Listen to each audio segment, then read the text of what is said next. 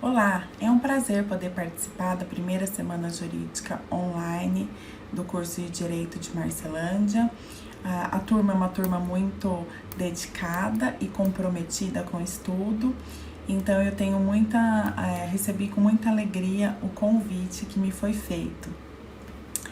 Então, vamos tratar hoje do processo decisório e das políticas públicas. Eu escolhi o tema, pois ele tem uma aplicação prática muito importante e é extremamente relevante dentro dessa conjuntura que nós vivemos, pois ele trata de uma abordagem direcionada à inovação na questão de escolha das políticas públicas. Para quem não me conhece, meu nome é Tameia Lourenço, eu sou advogada da Universidade do Estado de Mato Grosso, eu sou especialista em Direito Civil e Processo Civil pela Escola Paulista de Direito e atualmente estou fazendo meu mestrado aqui na Universidade Federal de Goiás. Por isso que eu estou um pouquinho afastada da turma, mas logo eu volto para o Mato Grosso para nós retomarmos os nossos estudos. Então, quando nós tratamos do tema das políticas públicas, é importante nós destacarmos a função do Estado. O Estado, ele é responsável por executar os objetivos da soberania nacional.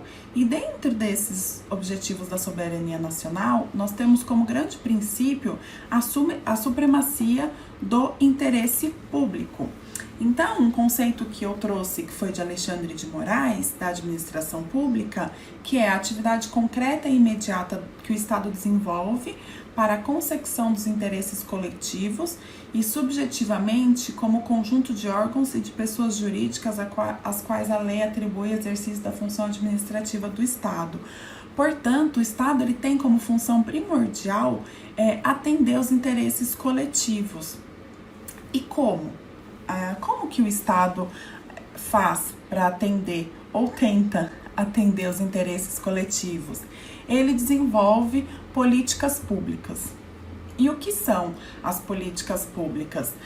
Trazendo um conceito bem simples e fácil para nós entendermos, podemos dizer que as políticas públicas são as diretrizes elaboradas para enfrentar o problema público. E aí que começa o problema, porque o problema público é um problema muito difícil de ter uma solução específica. Por exemplo, como resolver o crime organizado no Brasil? Poderíamos dizer que tem uma solução? Tem uma solução? Qual seria essa solução? Tem uma única solução? Tem várias soluções que poderiam ser apresentadas. Muito já foi feito, pode-se tentar, poderíamos dizer que para resolver o crime organizado nós poderíamos aumentar a pena, mudar o Código Penal ou o Código de Processo Penal. Teria solução? Resolveria o problema? Talvez não. Dependendo da teoria que nós pudéssemos abordar, o crime não seria resolvido com o aumento da pena. Ou seria questão de mudar a educação, talvez trazer mais oportunidade, aumentar a quantidade de trabalho oferecida. Percebe que não é fácil identificar qual que é a solução do problema? Outra pergunta que nós poderíamos trazer para tratar dos problemas sociais que são enfrentados pelas políticas públicas é como resolver o problema da habitação nos grandes centros. Todos nós sabemos que nas grandes capitais, as favelas, elas dominam, é uma forma que a população encontrou de construir em locais nem sempre permitidos ou em locais, inclusive, de difícil acesso e que prejudicam, mas foi a forma que a população encontrou de conseguir desenvolver uma moradia de baixo custo. Então, eles se aglomeram e eles convivem naqueles espaços e num pequeno espaço eles constroem diversas moradias e nós já verificamos várias vezes nas notícias locais perigosos e que então, às vezes, com uma chuva, há um desabamento, há soterramento de pessoas. Então, é um problema até mesmo para inserir políticas públicas dentro dessas favelas, porque a administração pública, ela não consegue entrar. E aí entra também o problema do crime organizado.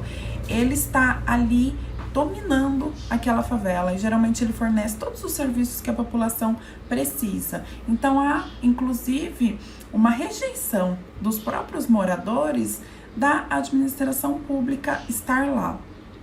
Então acaba que o crime organizado domina e as pessoas vivem numa moradia de baixo custo, mas que com alto risco à própria vida. Outra questão que nós podemos citar como muito necessário o enfrentamento é a desigualdade social.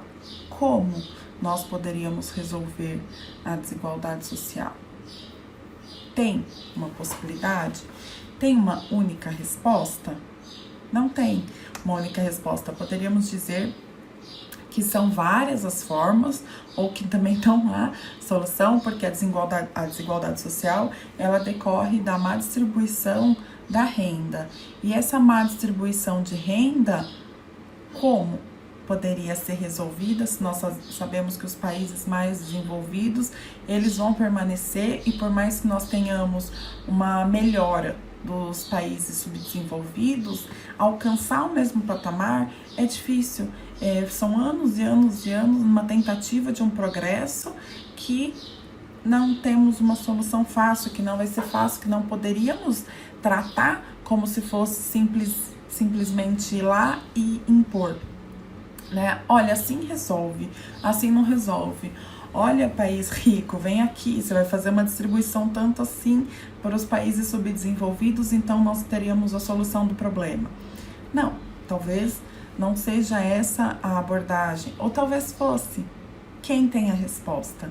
Como saber qual que é a resposta para esse problema da desigualdade social? Muitos têm feito, é óbvio, e já melhorou muito, mas dizer que nós já conseguimos solucionar, é evidente que não. Então, nós vemos que nós estamos de frente do que a doutrina denominou de wicked problems. Então, eles dividem os problemas como tummy problems e wicked problems. Então, os tummy problems é como se fosse uma resolução matemática. Eles são fáceis de ser resolvido. Quanto é 2 mais 2? 4. Então, se você já está dentro de uma alfabetização, dependendo da sua idade, você já tem como responder esse problema, que é um problema simplesmente matemático. Agora, o wicked problem, que são, numa tradução literal do inglês para o português, seriam os problemas perversos. Então, o crime organizado é um problema perverso? Nós vimos que, a não ser que se você encontrou a resposta, me manda, meu e-mail vai estar no final, então você me manda. Do mesmo jeito, se você encontrar a resposta fácil para a questão da moradia, como resolver a moradia, eu aguardo a sua comunicação para nós desenvolvermos essa política pública e solucionarmos. Mas, se você não tem a resposta, assim como eu ainda não tenho, nós verificamos que é um problema perverso. Certo? Da mesma forma que nós vimos a questão da desigualdade social. São problemas que são difíceis de serem solucionados. Desse modo, a doutrina caracteriza os wicked problems como problemas complexos, problemas com incertezas, em que temos divergência de valores e que não há uma única solução. Então, é um problema complexo, porque de fato não existe uma forma simples de ser resolvida. Ele é incerto porque você nunca sabe se aquela solução específica vai resolver aquele problema. Então você pode verificar que nós vamos tratar mais para frente da questão da escolha da política pública, mas você sempre implementa uma política pública sem efetivamente saber o retorno que ela vai te dar. Você não tem certeza do resultado. E temos a divergência de valores, porque às vezes o que é um problema para você pode não ser um problema para mim. nós citamos a questão das favelas, que a população, ela tá ali e ela se sente segura, ainda que o crime organizado que esteja dando o amparo que o Estado deveria estar. Mas onde o Estado não está, o crime organizado está. Então você vai chegar para aquela pessoa e vai falar, olha, tá errado do jeito que tá? Ela vai falar, não, para mim tá ótimo, o Estado não funciona, e nós sabemos a dificuldade que não podemos dizer que o Estado não funciona, funciona muito, mas tem dificuldade nesse funcionamento. E às vezes ali dentro de um ambiente menor, que nem da favela, o crime organizado dê essa falsa sensação de que funciona melhor do que funcionaria o Estado. Então, tem essa divergência de valores. Para quem está de fora, às vezes pensa que a solução é fácil, que a solução é assim, assim, assim, e quem está dentro talvez não tenha o mesmo valor em relação à percepção que se tem daquele problema. E não há uma única solução. Na questão do crime organizado, nós dissemos, será que aumentar a pena mudaria? Tem muita doutrina, muitas pessoas defendem que sim, que deveríamos mudar, aumentar as nossas penas, que no Brasil o índice de criminalidade é tão alto porque o nosso sistema penal é muito brando. Então, dependendo do crime, com uma progressão em 1/6, a pessoa sai muito rápido. Então, esse seria o problema? Ou às vezes não aumentar, mas mudar o critério da progressão do regime. Então, se a pessoa tá ali, não sou boa de matemática, então, apesar de ser um problema fácil de ser resolvido, matemática nunca é fácil para mim, mas vamos usar números redondos. Então, a pessoa foi condenada a 6 anos, ela cumpriu 1/6 da pena, dentre os outros requisitos, bom comportamento, ela teria progressão e 1 ano ela sairia, dependendo do crime que ela cometeu, 1 ano é suficiente? Então a questão não é o tamanho da pena, ela teria que mudar, cumprir o quê? 50%? Não, tem que cumprir 100%, aí se você cumpre 100%, você já muda toda a nossa estrutura penal de reeducação, de reinserção, então ela não teria que cumprir 100% em regime fechado. São diversas as possibilidades que nós poderíamos ter. Mas então então já que mudar a pena, aumentar a pena poderia ser uma solução. Alterar o critério da progressão de regime poderia ser outra solução. Então nós notamos efetivamente que nós temos diversos problemas que poderiam ser, diversas soluções que poderiam ser dadas para o problema do crime organizado. Então, essa é a característica do wicked problem, do problema perverso. Você não tem apenas uma solução. Várias soluções poderiam ser apresentadas. E aí nós retornamos para a incerteza. Nós teremos a incerteza. Não sabemos se aquele resultado, se aquela implementação de uma política pública poderia dar o resultado esperado. Então, é incerto. Nós temos que errar rápido para aprender. Então, você tem que implementar a política pública, analisar o resultado e se tiver errado, não deu certo, você já muda a sua política pública, já procura outra, já busca uma outra forma de resolver aquele problema. Então, nós passamos para a pergunta, como resolver os problemas complexos? E aí que entra a inovação que no começo eu disse. A inovação, dentro da administração particular, ela é a mola propulsora da economia. E é assim que a doutrina explica, tem diversas correntes, mas eu gosto muito dessa expressão. Por quê? Porque quando você traz um produto novo para o mercado, aquele produto você fica no auge, com a arrecadação de todo o lucro dele por um determinado tempo, até que venha outra empresa e possa desenvolver um produto similar. E aí você já está trabalhando, porque você sabe que vai vir outra empresa e você vai perder a sua parcela de mercado única. Então você já vai trabalhando para, assim que outra empresa desenvolver algum produto que seja similar, você começar a perder suas vendas, você já traz uma outra inovação. Então, assim, é muito rápida todo esse desenvolvimento da inovação na administração particular, só que alguns dos conceitos, algumas das ideias, nós estamos trazendo para a administração pública para resolvermos os problemas complexos. Então, a inovação que eu trago aqui é no sentido de ideia, ação e resultado. Então, você precisa ter uma ideia. Dessa ideia, você vai ter que ter uma ação que seja possível de colocar em prática e que ela traga um resultado. Porque se você não conseguir chegar até um resultado, diante do nosso panorama das políticas públicas, você não resolve o problema complexo. Então, você não tem utilidade àquela sua ideia. Então, a gente tem que estar sempre dentro desses 3 conceitos interligados: é a ideia, a ação e o resultado. E aí, o que eu trouxe como um exemplo foi a mortalidade infantil. Então, na Índia, no ano de 2000, o dado que nós temos aqui, tinha 64,9 mortes a cada 1.000 recém-nascidos. E aí eles pensaram, mas a gente tem que achar uma forma de diminuir esse número de mortes.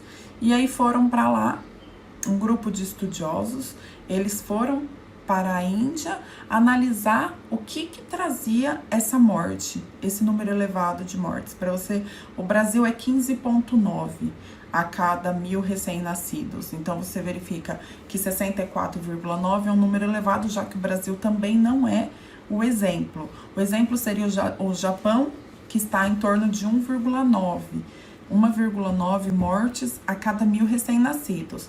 Então, o número de 64,9 ele é extremamente elevado. Então, os estudiosos de Stanford foram para lá e pensaram, o que está acontecendo? E aí eles descobriram que a causa da morte era a hipotermia, que é a baixa temperatura do corpo. Então, o que acontece? As pessoas tinham os filhos e aí elas precisavam de um socorro rápido, de um auxílio. Os hospitais, eles eram muito distantes.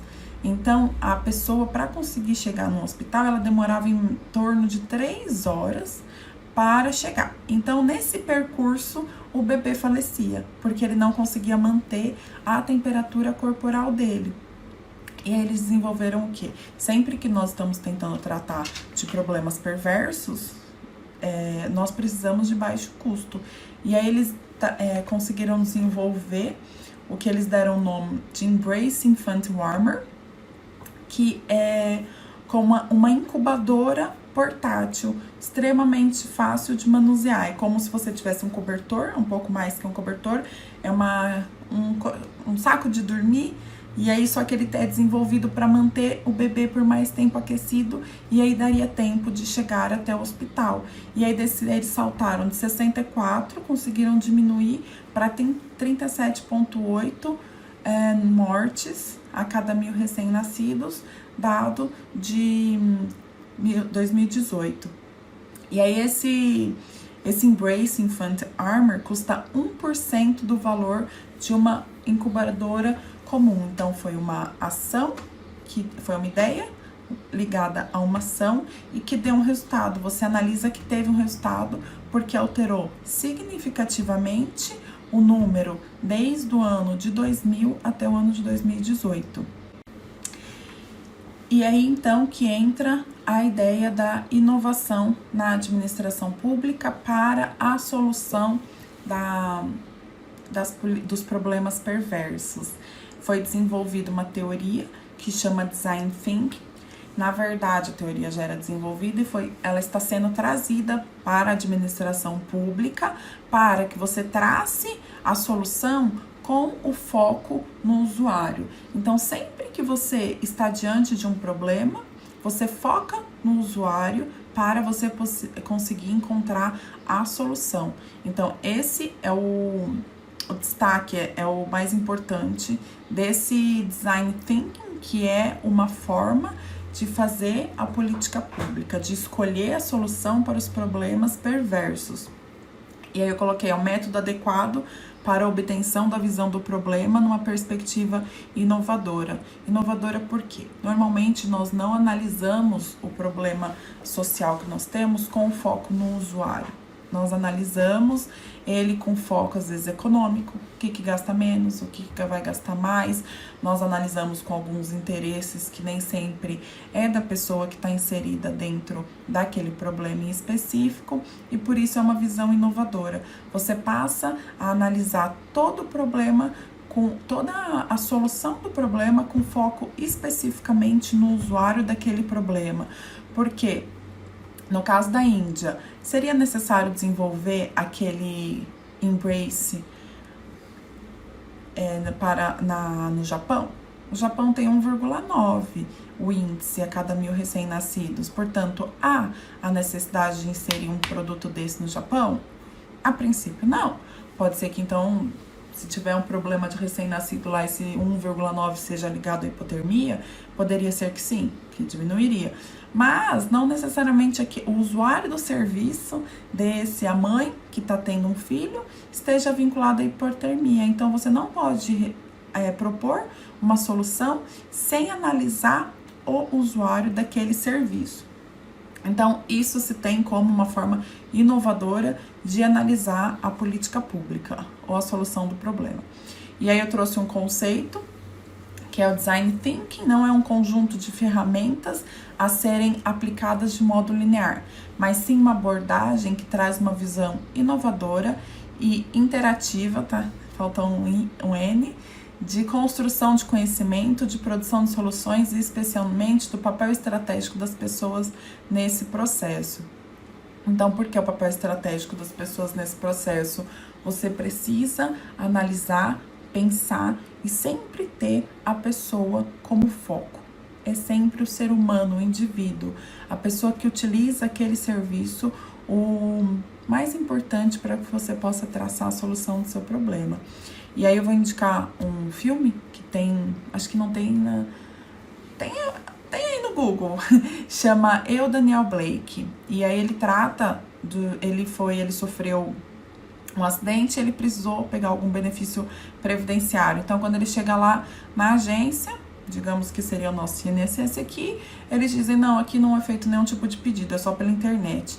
Só pela internet, e ele fica tentando fazer o pedido. Só que ele já tinha uma idade mais avançada, ele não tinha tanto acesso à internet, nem a aplicativo, nem ao computador. Para ele era extremamente difícil chegar e pedir aquele benefício online, o que para uma geração ali em torno de 18 anos seria uma solução exemplar. Então, quando você propõe, vamos mudar toda a pensão por idade, toda a aposentadoria por idade, nós vamos somente fazer por um aplicativo. Você teria uma aderência a essa sua solução? Digamos que o seu problema fosse a fila do INSS. Essa solução é válida? Não, porque na aposentadoria por idade nós temos uma certa faixa etária mais elevada e que talvez não tenha tanta facilidade de entrar num aplicativo, de baixar e de conseguir fazer aquela solicitação. Então, seria importante você analisar o usuário daquele serviço. Então, essa é a forma inovadora que esse conceito do Design Thinking ele traz. Você vai pensar no usuário daquele serviço para que então você possa traçar a solução adequada para aquele problema. E aí, dentro desse Design Thinking, são diversas as ferramentas que são utilizadas para conseguir chegar na solução dos problemas a partir do foco no usuário. E aí, o que eu trouxe no nosso material como exemplo é denominado duplo diamante. E o duplo diamante, ele tem algumas características específicas, mas a ideia é você conseguir primeiro ampliar ao máximo para depois afunilar. Então, você quer saber qual que é o problema, você cria diversas hipóteses para aquele problema, e então, depois de criar inúmeras, você vai afunilando para então definir, esse é o problema. E aí, depois que você descobriu qual que é o problema, novamente você vai ampliar para descobrir inúmeras possibilidades de solução daquele problema, e então, você afunila novamente para definir essa solução e implementá-la. Portanto, nós temos dentro, a partir do momento que você está ampliando, nós temos o que foi denominado de pensamento divergente. Você cria um monte de opções da amplitude do problema. Então, se nós estamos falando da desigualdade social, desigualdade em si, você pega e analisa qual que é o problema de fato da desigualdade social. Eu disse que a má distribuição de renda. A desigualdade social é a má distribuição de renda? Será que é só isso? Tem mais? Qual que é o problema específico que está por trás? Então, você amplia ao máximo e você cria diversas opções do qual seria o problema. E então, você afunila e fala, definir, o problema é esse. Então, de fato, a má distribuição de renda é o problema.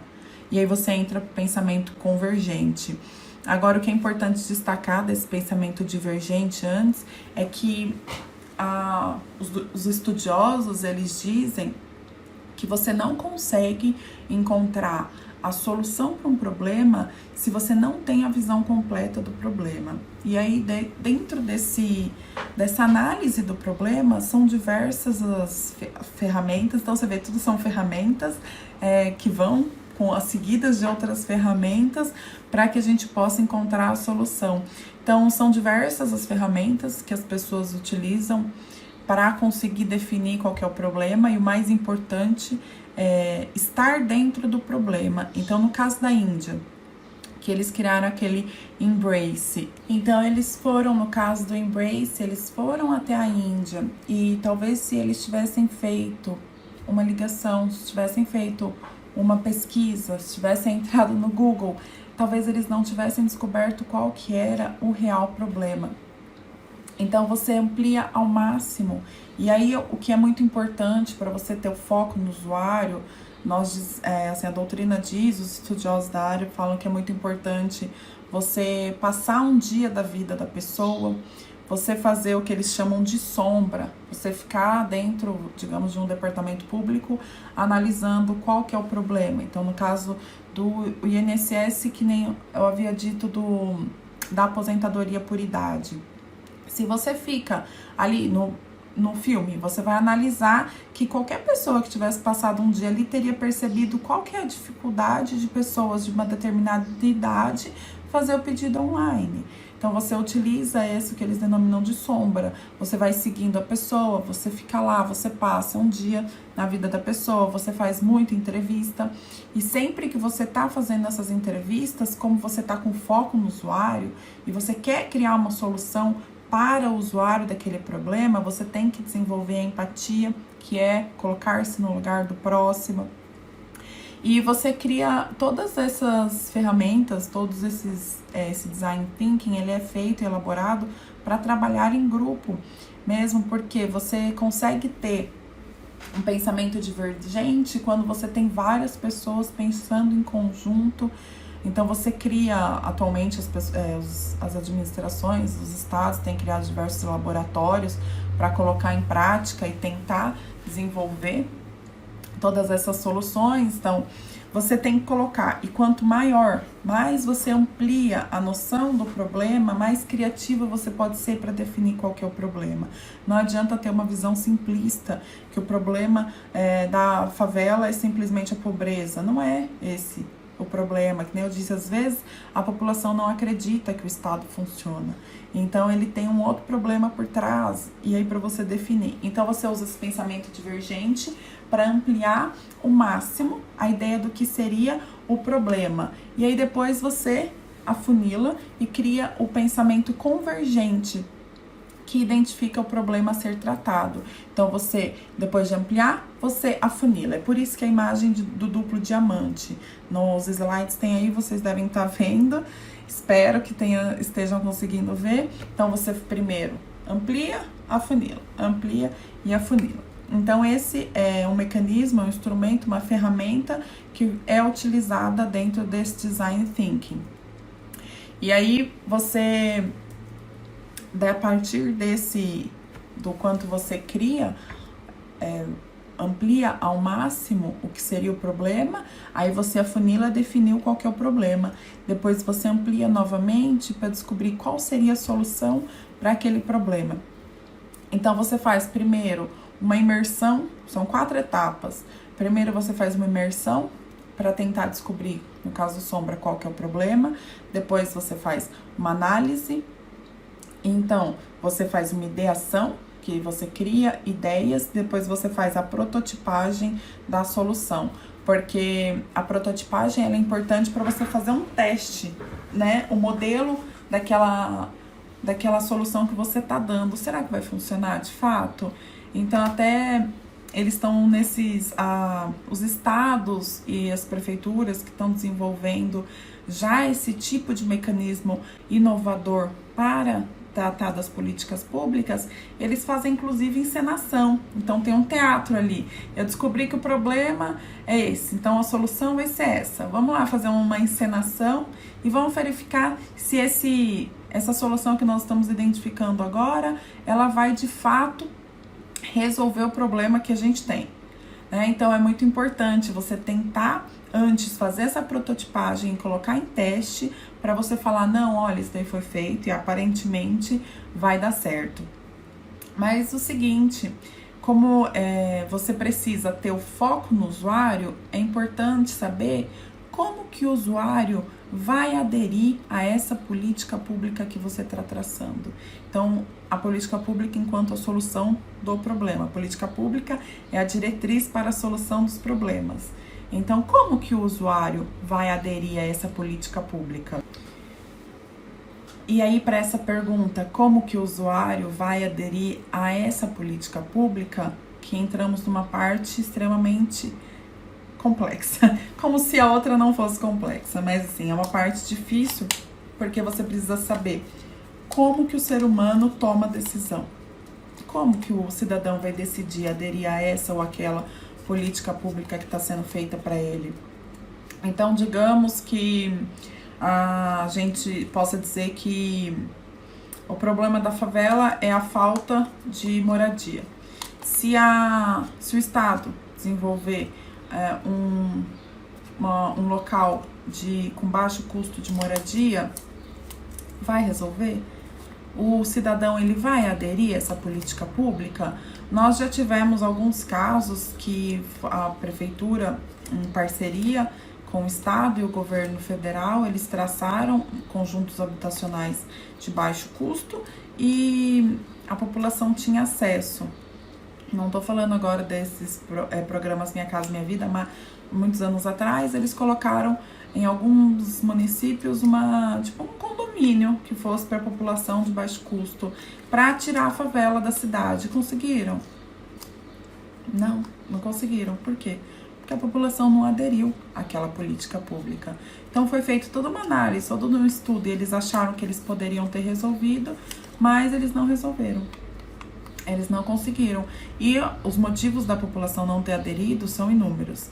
Mas no caso, o motivo maior era a distância, né? Então, quando foi feito todo o projeto, não pensaram na distância para o centro e o meio de transporte para chegar no trabalho. Porque por mais que a pessoa esteja residindo num local mais distante, ela precisa de um meio de transporte, ela precisa de trabalho, porque o trabalho você pode morar um pouquinho mais afastado, mas normalmente o trabalho tá perto do centro, e aí não tinha meio de transporte. Então fizeram toda uma política pública para resolver o problema da favela, criando conjuntos habitacionais de baixo custo, que a população era um preço irrisório, não vou lembrar valores nada, tinha um preço irrisório, mas a população não foi. Por quê? Porque não tinha meio de transporte para eles chegarem no trabalho. Então você precisa saber como que o ser humano toma decisão, como que o cidadão, aquele que você está focando nele para resolver aquele problema social, como que ele vai tomar a decisão, como ele vai aderir àquela política pública. E aí eu acho importante passar um videozinho para vocês, rapidinho. Segue o vídeo. Então vocês podem analisar pelo vídeo que eu acabei de passar que a nossa decisão, ela não é racional. Nem sempre nós conseguimos tomar decisões racionais. No caso do vídeo, ela estava ali, toda vez que tocava a campainha, ela viu que todo mundo levantava. Eram todos atores. Então, eles estavam fazendo o experimento, todo mundo levantava. E ela, de fora, não sabia, não levantou no primeiro, no segundo, daqui a pouco ela resolveu levantar. Por quê? Porque ela tomou a decisão de levantar quando tocava o barulhinho lá. Porque ela explicou dizendo que ela achou que ela precisava se sentir aceita, né? Então, se todo mundo estava levantando, ela levantaria. E essa daí foi uma decisão racional dela? Não, a princípio não me parece uma decisão racional, né? Mas você viu que ela seguiu um padrão, ela seguiu o que todo mundo estava seguindo. Então, a forma de tomar a decisão dela, ali naquele momento, foi simplesmente seguir o que todos estavam fazendo. E aí que entra a questão do processo decisório. Nós, por mais que nós tentemos imaginar que nós sempre estejamos tomando a decisão de modo racional, nós não estamos. A doutrina, ela traça o processo decisório, a tomada de decisão compreende 6 etapas, que é você define o problema, identifica os critérios, pondera os critérios, gera alternativa, classifica as alternativas e identifica a solução ótima. Então, dentro da racionalidade, a decisão perfeita seria você passar por todos esses 6 critérios, 6 etapas. Só que nós não tomamos decisões passando por essas 6 etapas. Primeiro porque eles denominam a racionalidade limitada.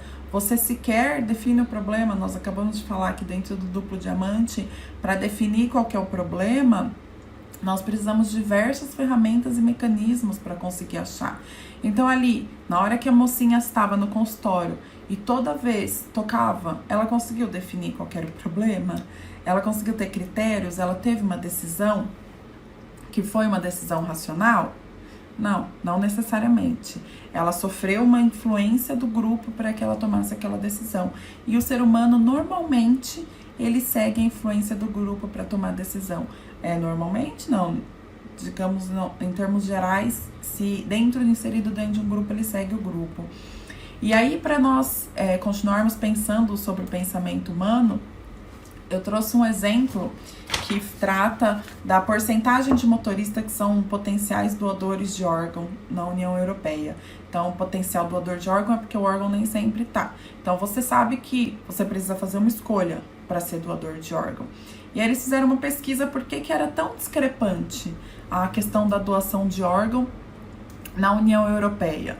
E aí eles no gráfico mostra ali, por exemplo, na Dinamarca, apenas 4% dos motoristas eram doadores de órgão, enquanto em Portugal 100% era doador de órgão, potencial doador de órgão, né? Por quê?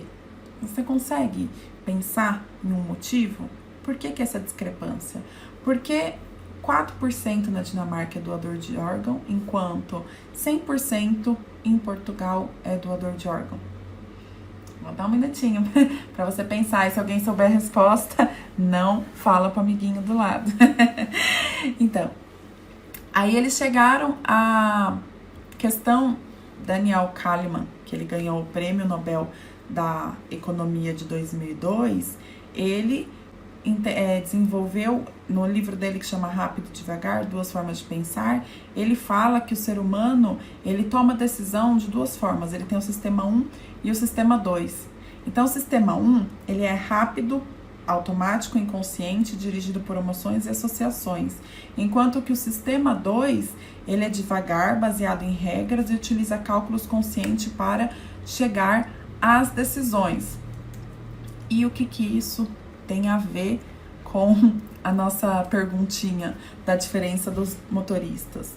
E aí eles descobriram que foi uma forma de arquitetura de escolha que foi desenvolvida em alguns países da Europa, que na hora que você preenche o seu formulário para pedir sua habilitação, você tem que clicar a opção de não ser doador de órgão. Então, por isso que a maior parte era doador de órgão.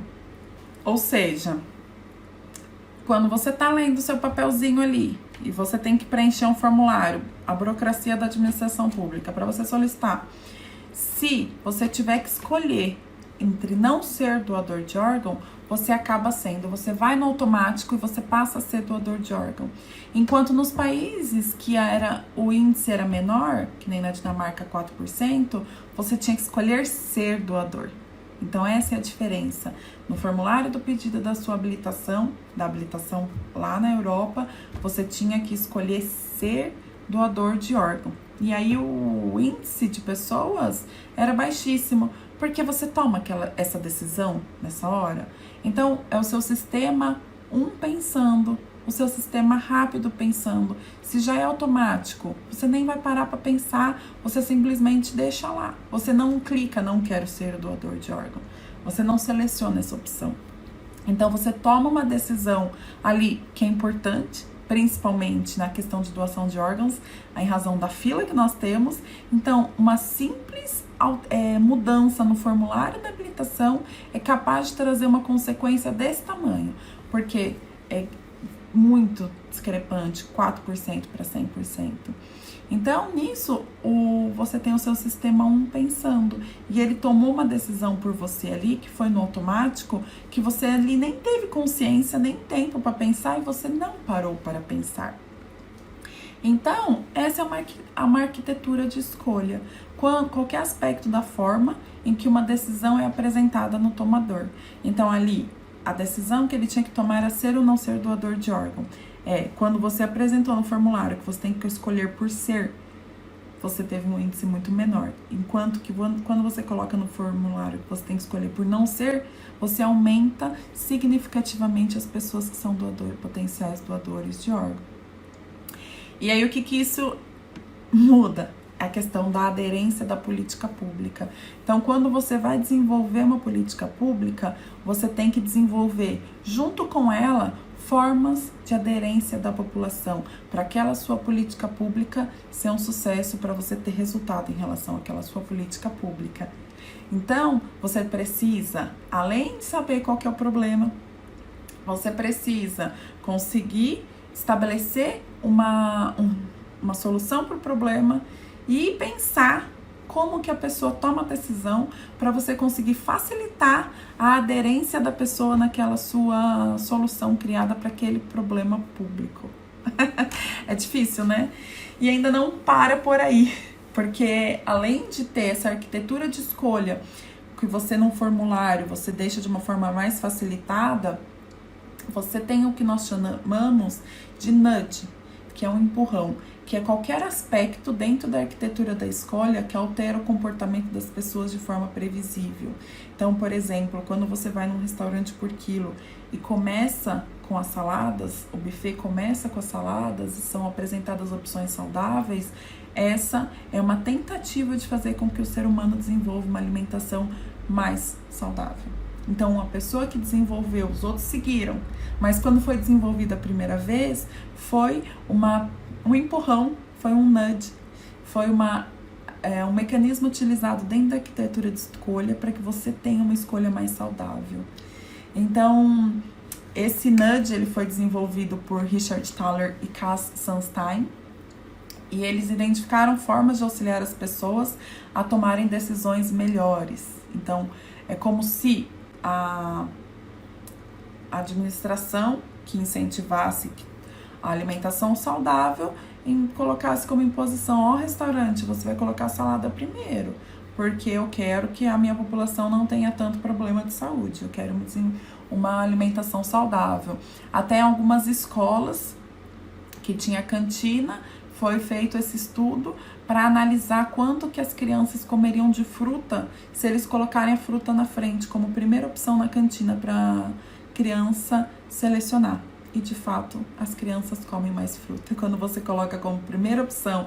Então você não está tirando a opção dela do doce, digamos, é como se você tivesse uma vitrine e aqui vem a maçã e atrás da maçã vem o brigadeiro. Por estar na frente, isso daqui é um nudge, você está dando um empurrão para que a criança escolha comer mais saudável. Então você está influenciando a decisão daquela pessoa.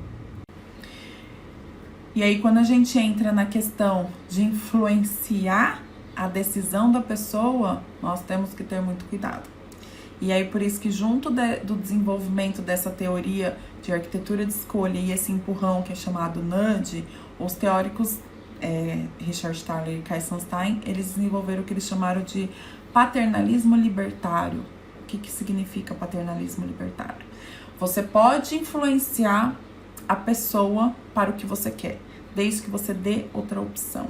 Então, você pode influenciar a criança a comer a maçã, desde que o brigadeiro esteja. Então, você não está impedindo a pessoa de escolher. Você está dando um empurrão para que ela escolha do jeito que você quer. Na questão da doação dos órgãos, você não está impedindo a pessoa em Portugal a escolher por não ser doador de órgãos, mas você está facilitando uma decisão para ela. Você está dando um empurrão para que ela decida ser. Então, você coloca que ela terá que escolher não ser. Então, mas ela tem a opção de escolher não ser. Então, sempre que você traça uma arquitetura de escolha, que você está influenciando a decisão da pessoa, você precisa dar todas as opções para aquela pessoa. E você precisa ter de forma clara as opções. Então, ali no formulário, talvez não seja tão claro, digamos assim, mas se a pessoa ler, ela vai saber que quando ela entregou o pedido de habilitação dela ali, ela tinha a opção de escolher ou não escolher ser doadora de órgãos. E por ela não ter escolhido não ser doadora, ela é doadora de órgãos. E é aqui que a gente fala dos NUDs, quando eles funcionam, nesse caso da doação de órgãos, todo padrão, quando você segue a regra do padrão, você aumenta a aderência às políticas públicas. Então, quando você colocou todos são doadores de órgãos, a não ser que ele escolha não ser, você aumentou. É diferente, todos não são doadores de órgãos. Então, dentro dessa arquitetura de escolha, você colocar sempre na aderência das políticas públicas a regra do todos são, ele aumenta a aderência da sua política pública, diferente do todos não são, ok? E aí outra ideia que eu coloquei, outra opção que eu trouxe, agora que é importante também a gente, para falar de tudo isso, eu trouxe mais um videozinho, roda. Então, retomando, qual que é a historinha que vocês viram no videozinho da pipoca? Então, se você tiver 2 preços de pipoca, você tiver uma pipoca de 7 e uma pipoca de 3, as pessoas vão preferir a pipoca de 3. Agora, se você tiver 3 preços, a pipoca de 7, a pipoca de 6,50 e a pipoca de 3, as pessoas vão ficar com a de 7, porque ela entende que é mais vantajoso para ela. Olha, de 6,50 quando a esposa fala pro marido, que a esposa, olha, mas a de 7 é mais vantajosa, são só 50 centavos de diferença. Você tá colocando alguma coisa ali para incentivar a pessoa a tomar a decisão de comprar a pipoca de R$7. Então, o tempo todo nós estamos sendo manipulados. Às vezes a gente não sabe, mas estamos. Então, quando a sua operadora de telefone ou de TV, ele te manda um recadozinho, sua fatura vai vencer amanhã, para te lembrar de pagar, isso é um nudge, é um empurrão para que você escolha pagar aquela fatura.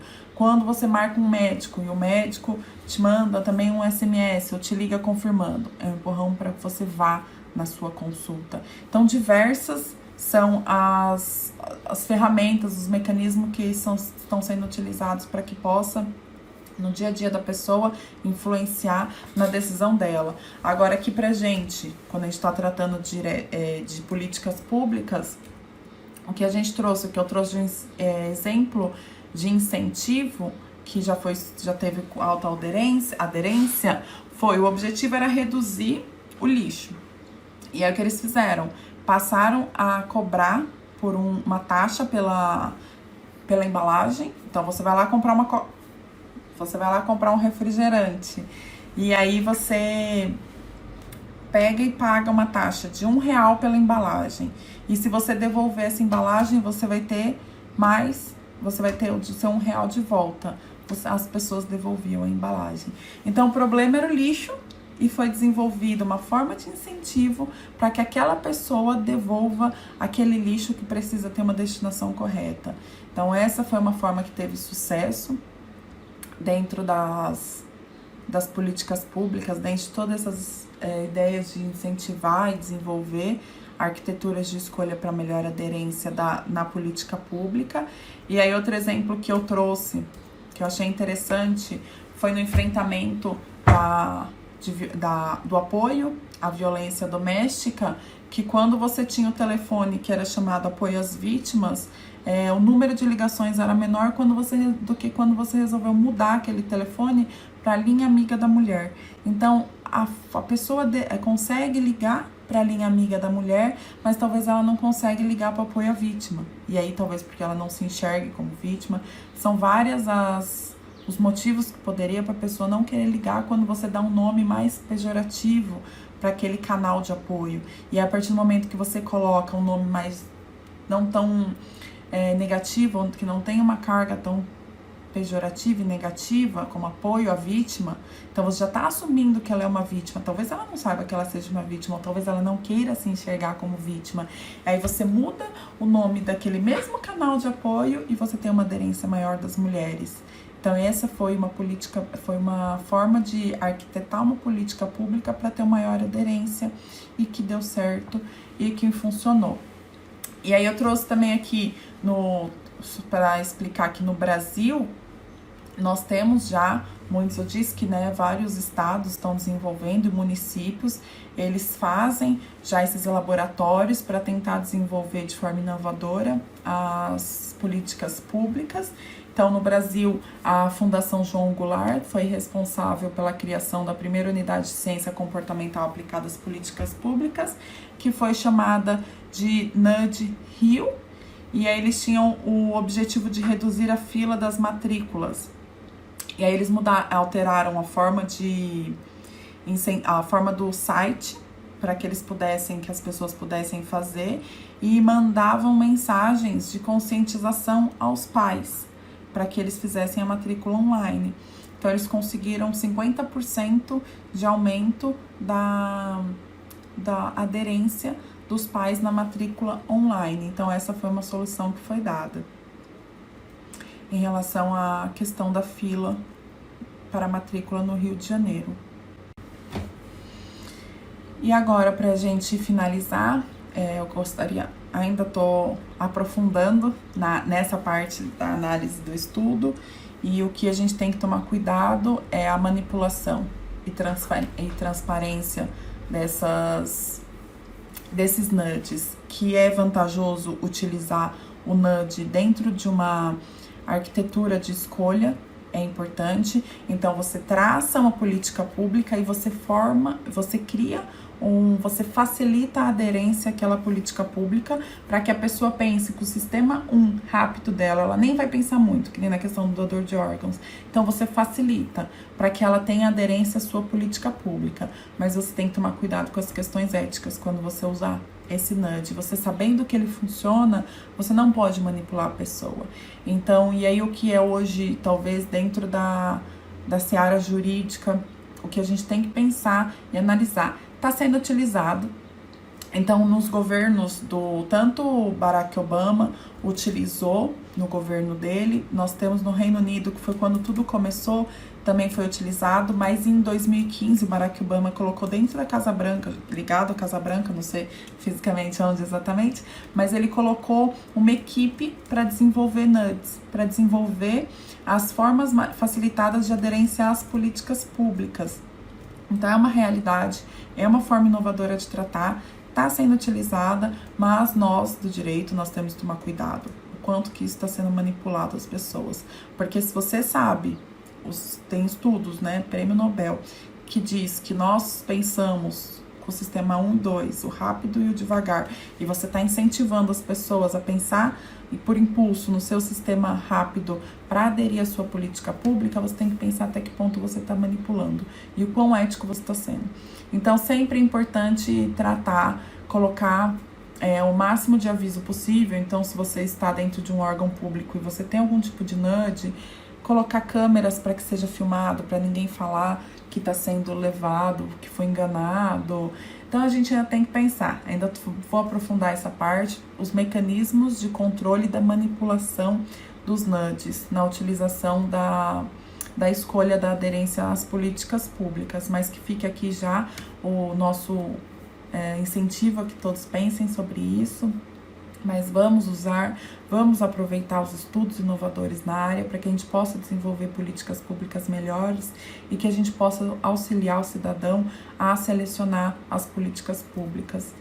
E, além disso, o que a gente não pode esquecer é que quando a gente tem um governo decidindo uma política pública e uma forma de aderência, a gente tem que estar muito consciente da manipulação que aquele administrador público tem, a influência dele sobre os seus administrados.